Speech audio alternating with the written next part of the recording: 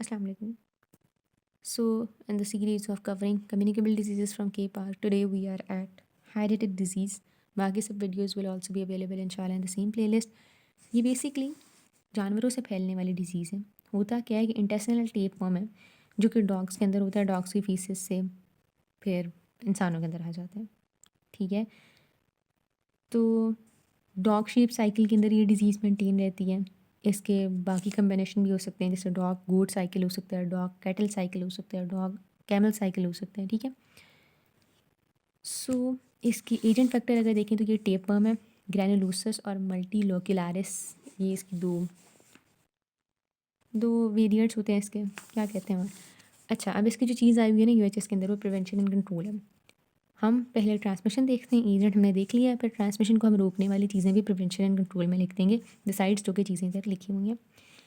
फैलता किस तरह से है कि एग्स की इंजेक्शन होती है, कैसे, फूड से, वेजीज से, वाटर कंटेमिनेटेड है with the faeces from infected dogs, handling and playing with the dogs, और हैंड टू माउथ ट्रांसफ़र है, डस्ट कंटेमिनेशन है, पर्सन टू पर्सन नहीं होता। ठीक है, बाकी उन्होंने साइकिल का जिक्र किया हुआ है। उसके बाद ट्रीटमेंट सर्जिकल रिमूवल होता है या फिर मेबेंडाजोल ट्राई की जा सकती है। अब जो यहाँ उन्होंने ट्रीटमेंट लिखा हुआ है, सबसे पहले आपने ये इमेजिन करना है आपका अपना डॉग है तो आपने उसको रोकना है। दूसरा क्या है कि आपने डॉग्स को ट्रीट करना है। तीसरा क्या है कि आपने हेल्थ एजुकेशन करनी है। डॉग को प्रिवेंट आप करोगे कि वो जाए ही ना रॉ ऑफिल तक, मतलब तक, या स्लॉटर हाउस तक, फार्म्स तक, डेड एनिमल्स तक, और प्रॉपर मीट की इंस्पेक्शन करनी है। ठीक है,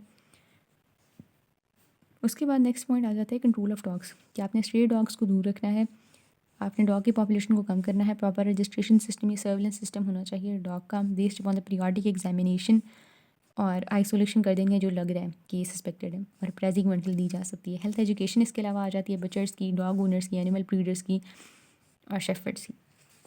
इसके अलावा ना कुछ जनरल सी चीज़ें हैं जो कि इस सवाल के अंदर लिखी जा सकती हैं, जैसा कि हाइजीनिक मेजर्स, कि भाई आपने फूड धोना है अच्छी तरह से खाने से पहले, आपने स्मोकिंग करने के बाद, मतलब फूड के अंदर फिर सारी कहानी आपने लिख देनी है ना कि वेजिटेबल्स धोएं, फ्रूट्स धोएं, फूड धोएं, फिर हाथ धोने हैं आफ्टर एंड बिफोर, आफ्टर तो नहीं, बिफोर कहेंगे ना, बिफोर स्मोकिंग एंड ईटिंग। और I am sorry, I just got confuse, before smoking and eating, क्योंकि उस पर ये हो सकती हैं, एग्स वगैरह हो सकते हैं। ठीक है, उसके हाथों पर, पेशेंट के। सो डॉग हैंडलिंग अगर वो कर रहा है तो आपने वहाँ पर हैंड वॉशिंग का ख्याल रखना है, या कोई भी ऐसा आइटम जो कि महसूस होता है आपको कि डॉग की फीसिस से एसोसिएटेड हो सकता है, तो आपने उसके बाद अपनी हैंड हाइजीन का ख्याल रखना है।